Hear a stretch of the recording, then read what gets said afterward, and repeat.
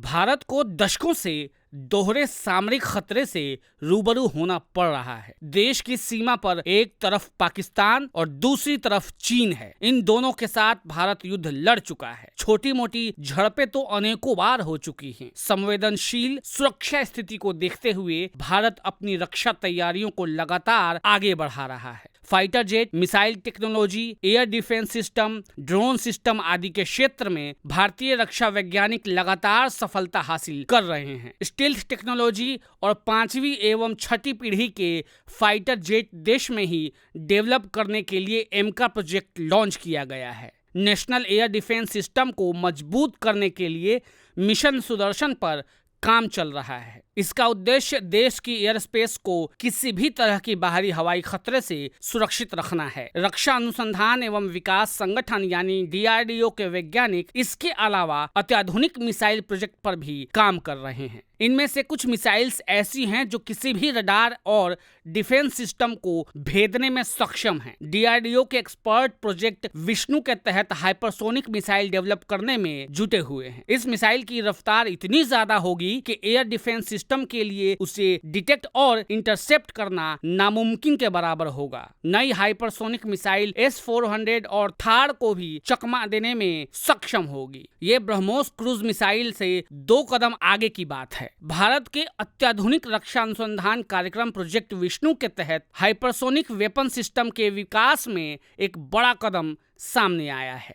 DRDO ने extended trajectory long duration hypersonic cruise missile यानी ETLD-HCM के बूस्टर इंटीग्रेशन के लिए विशेष जिंक्स और फिक्सचर के निर्माण की प्रक्रिया शुरू कर दी है। ये कदम भले ही तकनीकी दृष्टि से एक सामान्य प्रक्रिया लगे, लेकिन रणनीतिक तौर पर यह बेहद अहम प्रगति माना जा रहा है। ये कस्टम टूल्स मिसाइल के विभिन्न जटिल हिस्सों को सटीकता के साथ जोड़ने में मदद करेंगे, जिससे इसकी संरचनात्मक मजबूती और परफॉर्मेंस सुनिश्चित होगी। हाइपरसोनिक सिस्टम में अत्यधिक तापमान और दबाव को झेलने की क्षमता जरूर होती है। ऐसे में इन उपकरणों की भूमिका निर्णायक हो जाती है। Defense.in की रिपोर्ट के अनुसार ETLD-HCM को प्रोजेक्ट विष्णु का सबसे महत्वपूर्ण और उन्नत हिस्सा माना जा रहा है। इस व्यापक रक्षा कार्यक्रम के तहत भारत करीब 1 दर्जन नई पीढ़ी के हाइपरसोनिक हथियार विकसित कर रहा है, जिसमें आक्रामक और रक्षात्मक दोनों तरह की क्षमताएं शामिल हैं। जहां ध्वनि हाइपरसोनिक ग्लाइड व्हीकल और long range anti ship missile जैसे प्रोजेक्ट विशिष्ट सैन्य भूमिकाओं के लिए तैयार किए जा रहे हैं, वहीं ETLD-HCM को एक बहुउद्देशीय डीप स्ट्राइक प्लेटफॉर्म के तौर पर डिजाइन किया जा रहा है। इस मिसाइल की सबसे बड़ी ताकत इसका अत्याधुनिक स्क्रैमजेट इंजन है, जो इसे कन्वेंशनल रॉकेट सिस्टम से अलग बताता है।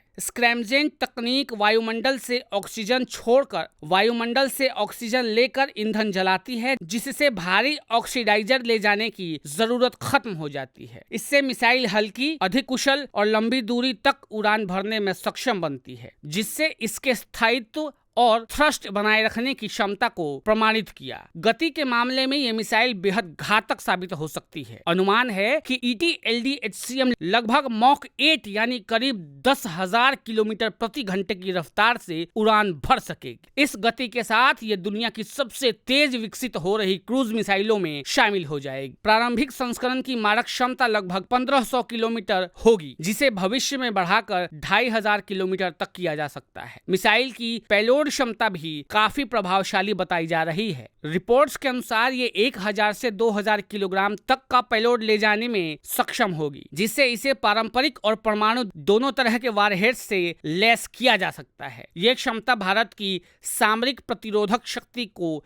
नई ऊंचाई दे सकती है। हाइपरसोनिक गति पर उड़ान के दौरान उत्पन्न होने वाली अत्यधिक गर्मी एक बड़ी चुनौती होती है। ETLD-HCM में इस समस्या से निपटने के लिए एंडोथर्मिक फ्यूल और उन्नत सिंगनिंग मैट्रिक्स कंपोजिट्स का उपयोग किया गया है। ये थर्मल बैरियर कोस्टिंग मिसाइल को 2000 डिग्री सेल्सियस तक के तापमान से बचाती है और इसके संवेदनशील इलेक्ट्रॉनिक्स को सुरक्षित रखती है। रणनीतिक दृष्टि से यह मिसाइल दुश्मन के लिए बेहद खतरनाक साबित हो सकती है। पारंपरिक बैलिस्टिक मिसाइलों के विपरीत जो तय मार्ग पर ऊंचाई में उड़ती है, ETLD-HCM कम ऊंचाई पर उड़ते हुए दिशा बदलने में सक्षम होगी। इसकी तेज गति अप्रत्याशित गतिशीलता और फ्लैट ट्रांजैक्टरी इसे ट्रैक करना और इंटरसेप्ट करना बेहद मुश्किल बनाती है। यही कारण है कि इसे S-400 और थार जैसे उन्नत एयर डिफेंस सिस्टम्स के लिए भी चुनौती माना जा रहा है। इस कार्यक्रम की एक और खासियत इसकी ट्राई सर्विसेज डेवलपमेंट कैपेबिलिटी है। DRDO इसे इस तरह विकसित कर रहा है,